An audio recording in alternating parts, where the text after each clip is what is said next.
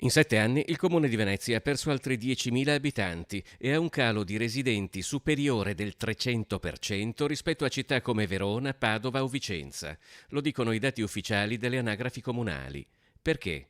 Perché in 50 anni il comune di Venezia ha perso 120.000 abitanti, una città delle proporzioni di Vicenza, con uno spopolamento sconosciuto in qualsiasi località in tempo di pace e in assenza di calamità naturali.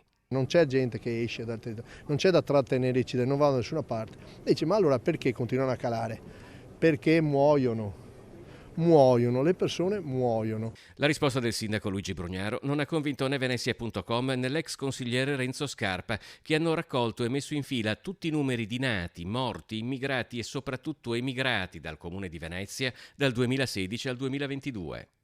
La città di Venezia si svuota non perché le persone muoiono, anche per quello, ma anche perché c'è un saldo negativo di emigrazione e di immigrazione. Se noi avessimo un saldo zero tra i nati e i morti, Venezia si svuoterebbe lo stesso, magari con meno intensità, ma si svuoterebbe lo stesso. Dal ritornello dei centri storici che si spopolano ci sono voluti decenni perché almeno si prendesse atto dello spopolamento di Venezia, oggi che i posti letto turistici hanno superato i residenti.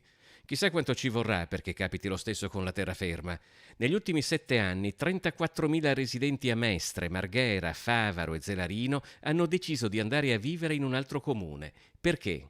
E quante commissioni o consigli comunali si sono fatti per approfondire la vicenda? A me risulta nessuno. Nemmeno il fatto che anche la terraferma perde abitanti riesce a smuovere l'interesse di questa amministrazione e quindi si va per consunzione, succederà quel che succederà, ma tanto gli interventi non vengono fatti. Lo spopolamento dell'entroterra veneziano è più lento perché mitigato da una forte immigrazione, quasi sempre extraeuropea. Perché?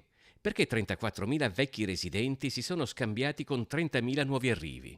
Ma perché devono essere i cittadini a occuparsi come singoli cittadini della gestione della città?